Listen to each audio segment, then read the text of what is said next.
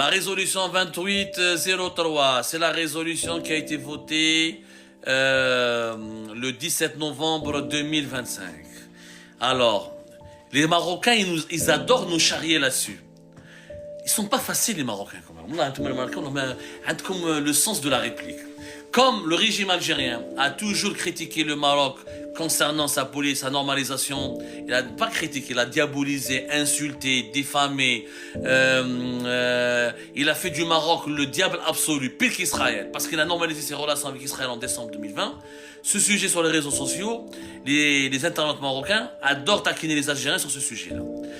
Qu'est-ce qui s'est passé le 17 novembre 2025? L'Algérie a voté une résolution, la fameuse résolution américaine, qui apporte 3 nouveautés majeures dans le conflit israélo-palestinien. Première nouveauté, le désarmement total de ce qui est considéré par les autorités algériennes ou par les pays arabes et les pays soutenant la cause palestinienne et les opinions publiques soutenant la cause palestinienne comme des mouvements de résistance. C'est-à-dire que le Hamas, les mouvements armés palestiniens n'auront plus le droit de prendre des armes. Plus le droit. Donc plus le droit à la résistance.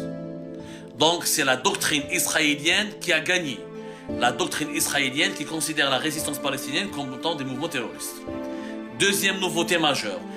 Le territoire de Gaza sera placé sous une autorité internationale avec le parrainage des États-Unis d'Amérique et le parrainage personnel de Donald Trump. Personne ne sait qu'est-ce qui va se passer en réalité. Mais ça reste très obscur. On parle d'ici la fin de l'année, fin novembre 2027, Gaza, ça n'a pas été encore appliqué, sera dirigé par un comité international. On a parlé de Tony Blair, comme quoi c'est Tony Blair qui va gérer une sorte de gouvernement local, qui va gérer les affaires courantes de Gaza. Et la sécurité du territoire de Gaza sera assurée par une police palestinienne, mais qui travaillera sous les ordres de l'Égypte et d'Israël. Ça, c'est le deuxième tournant majeur. Le troisième tournant majeur, c'est qu'on reconnaît l'existence, on veut aller vers un État palestinien, mais ce sera la communauté internationale. Ce n'est pas les Palestiniens qui choisiront eux-mêmes qui seront leurs dirigeants. Ce sera la communauté, et Israël aura le droit de regard sur la future autorité palestinienne qui va se constituer. En réalité, cette résolution américaine, elle a tué la question palestinienne. La Palestine, elle est maintenant, elle est devenue la vassale d'Israël. C'est comme si Israël a annexé Gaza. Ça ne change pas grand-chose. Et l'Algérie, rappelez-vous, les militaires algériens, Kanou Hijrou, Gaza.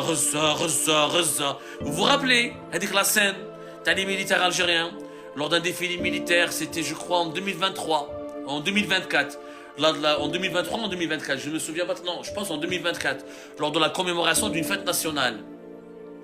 Il y avait les Gaza ou Abdelmajid Tebboune, il a invité le Hamas à Alger. En 2022, lors de des commémorations du 50e anniversaire de l'indépendance de l'Algérie et de l'indépendance de l'Algérie.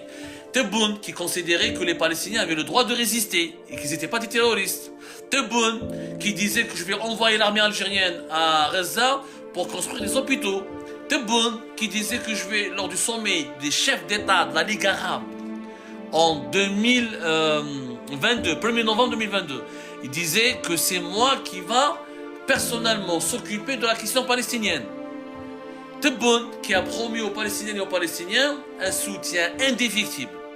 Du jour au lendemain, il change de veste et il vote en faveur de la résolution américaine qui tue la question palestinienne, qui a domestiqué la Palestine et qui fait de la Palestine un territoire placé sous une autorité internationale avec un contrôle israélien et qui élimine de facto le droit de résistance au peuple palestinien. Qu'est-ce qui s'est passé? C'est que Tebboune a décidé de plaire à Donald Trump. Tebboune s'est couché devant Donald Trump, tout simplement. Tebboune a changé de veste, il a tourné la veste, il a décidé de s'allier sur Donald Trump. Il a abandonné le discours souverainiste, le discours pro-palestinien. C'est pour ça que des partis politiques, notamment les islamistes du MSP et certains islamistes algériens sont montés au créneau. Le lendemain, le 18 novembre 2025, La présidence algérienne, via l'APS, elle a publié une mise au point, un avertissement à tous les opposants algériens et à toutes les mouvances politiques en Algérie pour leur dire, ça vous a pas plu, vous n'avez pas aimé cette résolution américaine que nous avons votée, mais nous l'avons votée parce qu'Abdelmajid Tebboune est le chef de l'État, il sait ce qu'il fait, il protège les intérêts de l'Algérie, c'est par souci de protection des intérêts de l'Algérie ou c'est par, comment dirais-je, c'est pour, voilà, pour préserver les intérêts suprêmes de l'État algérien et du pays que Abdelmajid Tebboune a décidé de voter en faveur de cette résolution américaine. L'Algérie ne s'est pas absentée, elle s'est pas abstenue, voilà. Elle s'est pas abstenue. Elle n'a pas, non seulement, alors, ça, tu peux pas voter contre Donald Trump. T'as peur de Donald Trump, on peut comprendre. Mais tu peux t'abstenir. L'Algérie, le 31 octobre 2025, elle n'a même pas participé au vote de la résolution sur le Sahara occidental. Mais pour le vote américain, pour le vote de la résolution américaine sur la Palestine et sur Gaza, elle a non seulement voté, elle n'a pas voté contre, elle a voté pour. كما يقولوا في مصر يخرب بيتك ولا 60 داهية. نحب مصر, j'adore l'Égypte, j'adore. يعني يخرب 60, احنا في 60 داهية مصيبة. On a changé du jour au lendemain. Ah, on nous a été signalé. Je sais ce que je vais faire. La dernière fois, on nous a fait la même chose. Et le live reprend. Venez nombreux, partagez massivement. Ils ont essayé d'interrompre notre live. Voilà pourquoi la résolution du 17 novembre 2025 a discrédité le régime Tebboune et le régime Tebboune est confronté aujourd'hui à ses incohérences, à ses contradictions et il a même s'est attiré les foudres des masses populaires en Algérie. Mais comme c'est une dictature, comme tout le monde part en prison, comme quand on ouvre notre gueule, on part en prison. En Algérie, je rappelle, quand on critique, quand on parle du passé, on va en prison. Comme c'était le cas de Saad Bouarba, qui a été libéré, je salue sa libération. Alors, Ma'adraka, si on critique le présent et l'avenir, on risque d'aller en prison et de ne plus jamais sortir de sa cellule.